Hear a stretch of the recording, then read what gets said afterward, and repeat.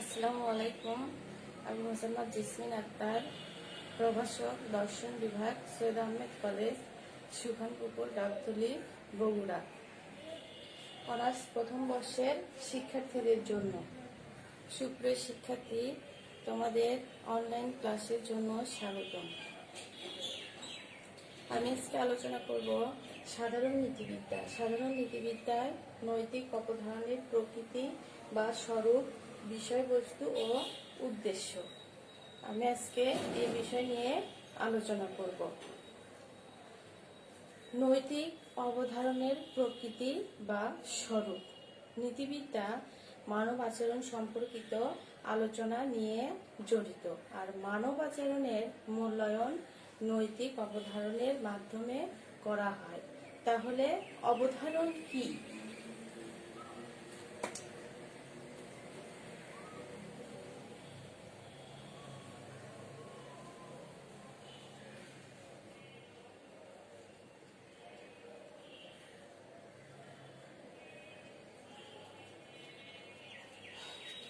অবধারণ কি? দুটি ধারণা বা পদের মধ্যে সম্পর্ক স্থাপনের মানসিক প্রক্রিয়াকে অবধারণ বলা হয়। নৈতিক অবধারণ ঘটনা বা তথ্য সম্পর্কীয় অবধারণ থেকে পৃথক, কারণ তথ্য সম্পর্কীয় অবধারণে যা ঘটে তার বর্ণনা দেয়। অন্যদিকে নৈতিক অবধারণ কোনো ঘটনার বর্ণনা দেয় না, কোনো মানদণ্ড বা আদর্শের ভিত্তিতে মূল্যায়ন করে। এক্ষেত্রে আমরা একটি উদাহরণ দিয়ে বলতে পারি যে, যেমন ধরো যে একটি গাড়ি সম্পর্কে আমরা জানলাম, গাড়ি সম্পর্কে আমরা বললাম যে গাড়িটি খুব ভালো। এখানে আমরা গাড়িটিকে মূল্যায়ন করেছি, কিন্তু কোনো আদর্শের আলোকে মূল্যায়ন করা হয়নি। কিন্তু আবার যখন আমরা বলবো যে মিথ্যা কথা বলা অন্যায়, তখন এই বাক্যটি হবে নৈতিক অবধারণ। কেননা নৈতিক দৃষ্টিকোণ থেকে এই বাক্যটির মূল্যায়ন করা হয়েছে। মূল্যায়নমূলক অবধারণের ক্ষেত্র নৈতিক অবধারণের ক্ষেত্র থেকে অধিক ব্যাপক, আর সেজন্যই বলা হয়ে থাকে যে সব নৈতিক অবধারণই মূল্যায়নমূলক অবধারণ, কিন্তু সব মূল্যায়নমূলক অবধারণই নৈতিক অবধারণ নয়। তাহলে আমরা কি বুঝলাম? যে নৈতিক অবধারণ নৈতিক আদর্শ বা মানদণ্ডের প্রেক্ষিতে মানব আচরণের ভালোত্ব, মন্দত্ব, ঔচিত্য, অনুচিত্য নিরূপণ সম্পর্কীয় অবধারণ। এ সম্পর্কে একজন দার্শনিক বলেছেন, যে নীতি দার্শনিক বলেছেন, A.G. ইয়ার তার ল্যাঙ্গুয়েজ, ট্রুথ অ্যান্ড লজিক গ্রন্থে বলেন, নৈতিক অবধারণ প্রায়ই বক্তার অনুভূতি প্রকাশ করার কাজকে সমাধা করে এবং এটি মূলত নৈতিক অবধারণের বৈশিষ্ট্য। নৈতিক অবধারণের কর্তা কে? এই নৈতিক অবধারণের কর্তা যে বুদ্ধিবৃত্তিমান বা বিবেকী নৈতিক অবধারণের কর্তা। ব্যক্তি নিজেই নিজের কাজের নৈতিক মূল্য নির্ধারণ করে, নিজের উদ্দেশ্য, অভিপ্রায় ও ক্রিয়ার ঔচিত্য বা অনুচিত্য বিচার করে। নৈতিক অবধারণের কর্তা কে তা নিয়ে নীতিবিদদের মধ্যে মতভেদ দেখা যায়। যেমন দার্শনিক ম্যাকিঞ্জি বলেন, নৈতিক অবধারণের কর্তা বলতে আমরা বুঝব যে দৃষ্টিভঙ্গি থেকে বিচার করা হয় সেটিকে। অ্যাডাম স্মিথ বলেন, যখন আমি আমার নিজের আচরণকে বিচার করতে চেষ্টা করি, আমি তখন নিজেকে দুজন ব্যক্তিতে বিভক্ত করে ফেলি। আচ্ছা, তাহলে নৈতিক অবধারণের কর্তা হিসেবে বিবেক সম্পর্কীয় মতবাদ। নৈতিক অবধারণের কর্তা সম্পর্কে বিবেক সম্পর্কীয় মতবাদ সম্বন্ধে এখন আমরা আলোচনা করব। নীতিবোধ মত। নীতিবোধ মতবাদ বিবেক সংজ্ঞাকে বলে মনে করা হয়। বিবেক হলো এমন একটি নীতিবোধ যা দ্বারা প্রত্যক্ষভাবে কোনো কাজের ভালোত্ব, মন্দত্ব বা ন্যায়ত্ব, অন্যায়ত্বকে বুঝতে পারা সম্ভব। এরপর হচ্ছে আমরা আসবো সুখবাদী মত।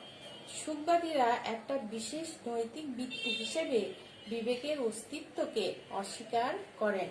তারা মনে করেন যে মানুষের অনুমান করার একটা ভিত্তি রয়েছে, যার মাধ্যমে সে অতীত অভিজ্ঞতার ভিত্তিতে ভবিষ্যতে কিভাবে তার সুখ কামনা করা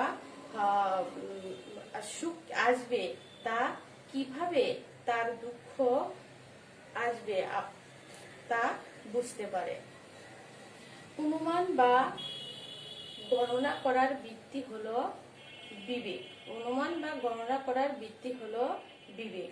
পরশুখবাদীদের মতে বিবেক হচ্ছে সহানুভূতি বা আমাদেরকে পরের উপকার করার জন্য অনুপ্রাণিত করে। বিবর্তনবাদী সুখবাদীরা পরশুখবাদীদের মত গ্রহণ করে এবং বলেন যে ব্যক্তি সহানুভূতি অর্জন করে না, বরং সে তার পূর্বপুরুষদের কাছ থেকে উত্তরাধিকার সূত্রে পেয়ে থাকে। এখন আমরা বলবো বুদ্ধিবাদী মত। বুদ্ধিবাদীদের মতে যে বিচার বুদ্ধি সম্পর্কীয় ভিত্তি হলো বিবেক, যা স্বতঃস্ফূর্তভাবে নৈতিক নিয়মকে বুঝতে পারে। এই নৈতিক নিয়ম অপরিবর্তনীয়, চিরন্তন, সার্বিক এবং অনিবার্য। এরপর দার্শনিক বাটলারের মত। বাটলার যে মত দিয়েছেন এখন সেটা নিয়ে আলোচনা করব। বাটলারের মতে নৈতিক অনুমোদন বা অননুমোদনের ভিত্তি হলো বিবেক। মানুষের মধ্যে আত্মসুখ ও পরসুখ নামে দুটো ভিন্নধর্মী দিক রয়েছে। আত্ম অনুরাগ ও পরোপকার মানুষের মনে বিরোধের সৃষ্টি করে এবং বিবেকের দ্বারা এই দুই বিরোধী প্রবণতার সমন্বয় সাধন করে থাকে। সুতরাং বিবেকের মধ্যে চিন্তামূলক বা বিচারমূলক দিক রয়েছে। ধর্মীয় মত। ধর্মীয় মতটা কি? অনেক ধর্ম বিবেককে ঈশ্বরের বাণী এবং স্বর্গীয় নীতি হিসেবে মানব আত্মাকে গণ্য করেছেন। এসব ধর্ম মনে করে যে মানুষের আত্মার ঈশ্বর বলে দেন কোন কাজ করা উচিত এবং কোন কাজ করা উচিত নয়। কিন্তু এই মতবাদ সন্তোষজনক নয়। বিবেকের অবধারণ ভুল বলে পরিগণিত হতে পারে। তাই বিবেককে ঈশ্বরের বাণীর সঙ্গে এক করা উচিত নয়। এখন আমরা আসবো নৈতিক অবধারণের বিষয়বস্তু। ঐচ্ছিক ক্রিয়া ও স্বেচ্ছায় অভ্যাসবদ্ধ ক্রিয়া নৈতিক অবধারণের বিষয়বস্তু। ঐচ্ছিক ক্রিয়ার আবার তিনটি স্তর আছে, যথা মানসিক স্তর। এক নম্বর হচ্ছে মানসিক স্তর। অভাব, বোধ, কামনা, উদ্দেশ্য, অভিপ্রায়, সংকল্প, এগুলো হচ্ছে মানসিক স্তর। শারীরিক স্তর। কাম্য বস্তু লাভের জন্য অঙ্গ প্রত্যঙ্গ পরিচালনা করা। বাহ্য স্তর। কার্যের প্রত্যাশিত অপ্রত্যাশিত ফলাফল। একটি বিষয়ে সব নীতিবিদরা একমত যে শারীরিক স্তর নৈতিক অবধারণের বিষয়বস্তু নয়। সুতরাং আমাদের প্রশ্ন হলো মানসিক ও জাগতিক স্তরের কোনটি নৈতিক অবধারণের যথার্থ বিষয়বস্তু? তাহলে এখন আমরা বলবো যে উদ্দেশ্য না পরিণাম কোনটি নৈতিক অবধারণের বিষয়বস্তু। এই বিষয়ে সুখবাদী ও বিচারবাদীদের মধ্যে মতভেদ আছে। সুখবাদীদের মতে একটি কাজ ভালো কি মন্দ তা নির্ভর করে ফলাফলের ওপর। পক্ষান্তরে বিবর্তনবাদীদের মতে কোনো কাজ ভালো কি মন্দ তা উদ্দেশ্য দ্বারা নির্ধারিত হয়। অর্থাৎ কোনো কাজের উদ্দেশ্য ভালো হলে কাজটি নিঃসন্দেহে ভালো। যেসব ক্ষেত্রে উদ্দেশ্যের সাথে তার ফলাফলের মিল আছে সেসব ক্ষেত্রে কোনো সমস্যা নেই, কিন্তু যেসব ক্ষেত্রে উদ্দেশ্যের সাথে ফলাফলের কোনো মিল নেই সেক্ষেত্রে সমস্যার সৃষ্টি হয়। উদাহরণ দিয়ে আমরা এখন বলবো যে কোনো সার্জন একজন রোগীকে রোগমুক্ত করার জন্য অপারেশন করলেন। সার্জনের উদ্দেশ্য ভালো হলেও পর্যায়ক্রমে দুর্ভাগ্যক্রমে রোগীটি মারা গেল। এখানে উদ্দেশ্য ভালো হলেও ফলাফল খারাপ। আবার কোনো ক্ষেত্রে উদ্দেশ্য খারাপ কিন্তু ফলাফল ভালো। যেমন জনসন বলেন, একটি লোককে মাথা ফাটিয়ে দেওয়ার উদ্দেশ্যে অর্ধপ্রাণ ছুঁড়ে মারলে সে তা কুড়িয়ে খাবার কিনে খেলো। এখানে উদ্দেশ্য খারাপ হলেও ফলাফলটি ভালো, তাই কাজটি ভালো বলা যায় না। সুতরাং বলা যায় উদ্দেশ্য ও ফলাফল দেখে নৈতিক অবধারণের বিষয়বস্তু নির্ণয় করা যায় না।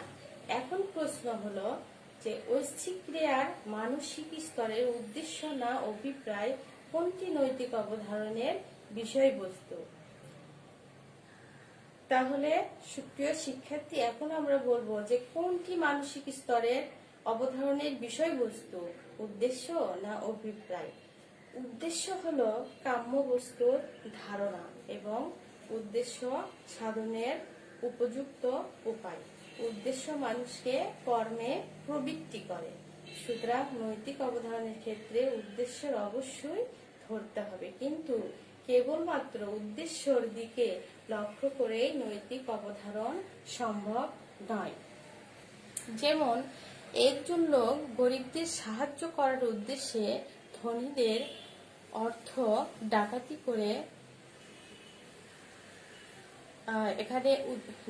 করে এখানে উদ্দেশ্য ভালো হলেও উদ্দেশ্য সাধনের উপায় মন্দ, তাই উদ্দেশ্য নয় অভিপ্রায় নৈতিক অবধারণের বিষয়বস্তু। আচ্ছা, তাহলে অভিপ্রায় হলো উদ্দেশ্য সাধনের উপায়। কোন নীতিবিজ্ঞানী মনে করেন যে কর্তার অভিপ্রায় নয়, তার চরিত্রই নৈতিক বিচারের বিষয়বস্তু। তাদের মতে মানুষের অভিপ্রায় তার চরিত্রের মাধ্যমে প্রকাশ পায়, তবে অভিপ্রায়ের মাধ্যমে মানুষের চরিত্রের প্রকাশ ঘটে একথা সত্য, কিন্তু সব সময় চরিত্রের সাথে ব্যক্তির অভিপ্রায়ের মিল থাকে না। কারণ অনেক সময় চরিত্র ব্যক্তির অভিপ্রায় মন্দ হতে দেখা যায়। আবার